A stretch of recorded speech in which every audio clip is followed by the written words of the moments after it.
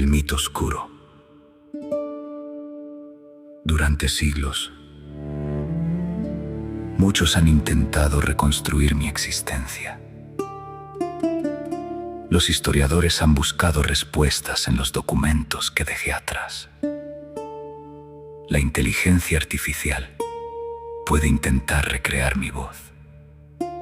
Los relatos pueden acercarse a la verdad de mi vida. Pero hay algo que ningún registro puede capturar completamente. Porque una vida no solo está escrita en el papel. También vive en los recuerdos, en las decisiones, en los momentos que nadie más pudo presenciar.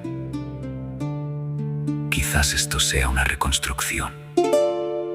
Quizás sea un mito. Pero a veces, incluso un mito puede guardar una parte de la verdad. Mi nombre es Leonardo di Ser Piero da Vinci. Y esta es mi historia.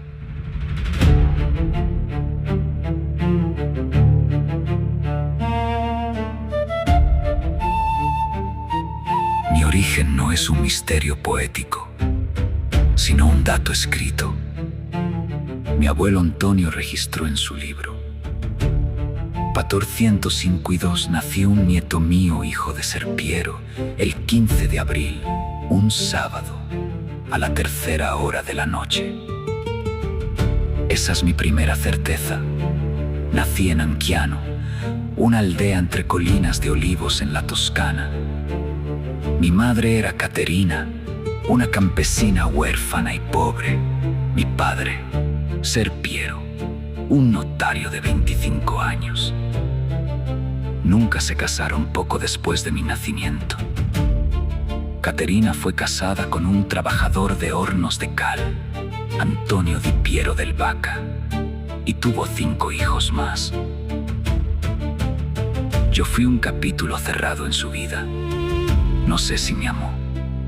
Las actas no registran el calor de una mano, solo su nombre, que quedó grabado en el margen de mi memoria como un dibujo a lápiz que nunca se borra del todo. Crecí en la casa de mi abuelo en Vinci. Mi padre, ausente por sus obligaciones en Florencia, se casó con Alviera di Giovanni Amadori, mi primera madrastra, que murió joven. Luego vinieron otras en total. Mi padre tuvo 4 esposas y me dio 12 hermanastros legítimos.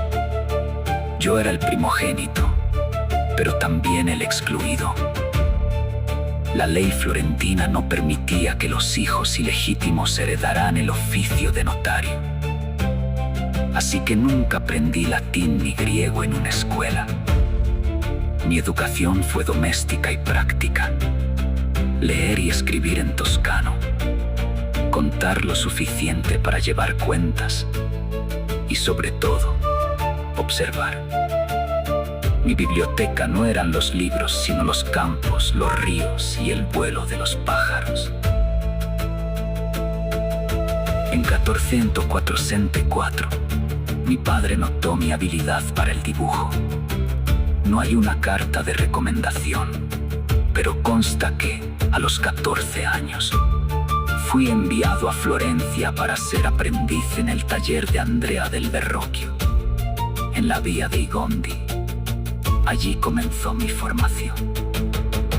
El taller de Verrocchio no era solo una escuela de pintura, era una fragua de ideas. Trabajábamos el bronce, la madera, el cuero, la orfebrería y la mecánica. Yo molía pigmentos, preparaba tablas de álamo y limpiaba pinceles, pero también observaba cómo se fundía el metal, cómo se construían armaduras y cómo se resolvían problemas de perspectiva con hilos tensados. La anécdota más famosa sobre mi aprendizaje la cuenta Giorgio Vasari en 1550, que Verrocchio pintó el bautismo de Cristo y yo pinté el ángel que sostiene la túnica, y que mi trabajo fue tan superior que mi maestro abandonó los pinceles para siempre. Pero esa es una leyenda literaria. No existe un contrato, ni una carta, ni una nota de Verrocchio que confirme ese abandono. De hecho, Verrocchio siguió pintando años después. Lo cierto es que colaboré en esa obra. Los análisis técnicos modernos confirman mi mano en el paisaje y en el rostro del ángel. El mito del maestro humillado es solo un relato para embellecer mi leyenda, pero yo no lo necesito. En 1472, con 20 años, mi nombre fue inscrito en el libro rojo de la Compañía de San Lucas, el gremio de pintores de Florencia. Ya era oficialmente un maestro, aunque continué en el taller de Verrocchio hasta al menos 1476. Ese año, la historia documentada da un giro oscuro. En una de las tambure, buzones anónimos de denuncias de la ciudad, se registró una acusación formal contra un tal Leonardo di Serpiero da Vinci por sodomía, junto a otros 3 jóvenes, entre ellos un modelo de 17 años, llamado Jacopo Saltarelli. La denuncia fue desestimada por falta de pruebas el 7 de junio de 1476 y archivada. No hubo condena, pero el expediente existe y ahí queda. Una mancha de tinta que los biógrafos han querido borrar o justificar. Yo no la borro. Fue un hecho judicial y como tal forma parte de mi verdad, de la carga que llevé en silencio. En 1478, abrí mi propio taller en la vía de Servi, en Florencia. Los encargos no abundaban. Tengo registros de un retablo para la capilla de San Bernardo que nunca entregué. Y en marzo de 1471 firmé un contrato con los monjes de San Donato a Scopeto para pintar una adoración de los magos. La obra quedó inconclusa. La dejé en un estado de dibujo y sombras con las figuras apenas esbozadas. No lo hice por pereza, sino porque mi mente ya no podía detenerse en un solo cuadro.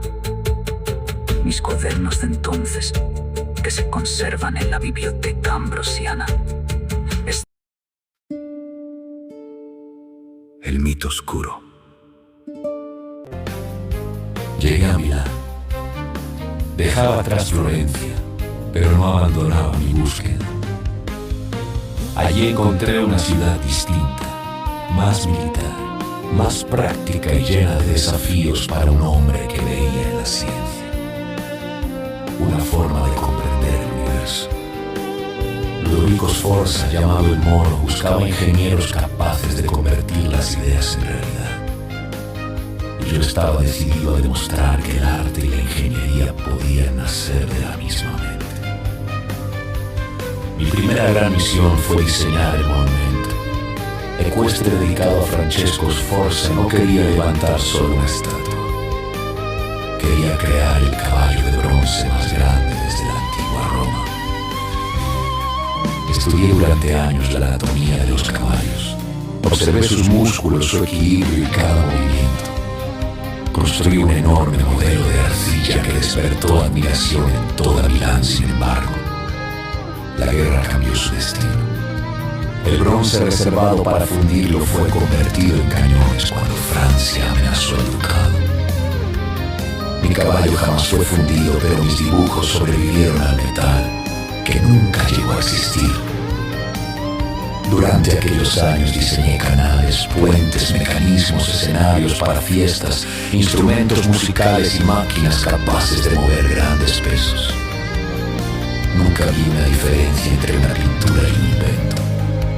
Ambos nacían de la observación. La naturaleza era mi verdadera maestra y cada problema tenía una solución escondida para quien supiera mirar con paciencia. Entre 4 5 y 14 en Poitusa. Trabajé en la Última Cena, en el convento de Santa María de la Gracia. No quise representar solamente una escena religiosa. Busqué capturar el instante exacto en que una sola frase cambia el corazón de 12 hombres. Cada rostro, cada mano y cada mirada debían expresar una emoción distinta. Experimenté con una técnica diferente al fresco tradicional para conseguir más profundidad y delicadeza. Aquella decisión me dio libertad, pero también provocó que la obra comenzara a deteriorarse pocos años después. Mientras pintaba, mi curiosidad seguía creciendo. Diseccioné cuerpos humanos para comprender la anatomía con la precisión que ningún libro ofrecía. Estudié huesos, músculos, tendones, el corazón, el cerebro y el ojo humano. Llené cientos de páginas con dibujos y observaciones. No buscaba desafiar a la naturaleza, buscaba aprender de ella. Cuanto más entendía el cuerpo, mejor comprendía también el movimiento, la pintura y la vida. En 1429, los franceses conquistaron Milán y tuve que partir una vez más. Viajé por Mantua, Venecia y regresé a Florencia. Allí recibí el encargo de pintar la batalla de Inghiari, una obra que tampoco logré concluir por culpa de un experimento técnico que fracasó. Muchos vieron en ello un fracaso. Yo vi otra lección. Incluso los errores enseñan cuando uno se atreve a explorar caminos nuevos. Fue también entonces cuando comencé el retrato de Elisa Gherardini, la mujer que el mundo conocería siglos después como la Mona Lisa. Nunca dejé de perfeccionar y añadía veladuras casi invisibles para que la luz respirara sobre su rostro. No quería pintar una sonrisa, quería pintar la ilusión de la vida. Mis últimos años transcurrieron entre Roma y finalmente Francia, el rey Francisco. Y me recibió con generosidad y me concedió un hogar en Clos-Lucé. Allí seguí dibujando, estudiando el agua, imaginando máquinas y organizando mis cuadernos. Mi cuerpo envejecía, pero mi deseo de comprender... El mito de las eras llega para fundirse en la historia. 2 de mayo de 15 pero no mi búsqueda. Dejé pinturas, manuscritos, estudios de anatomía, diseños de máquinas y miles de páginas llenas de preguntas.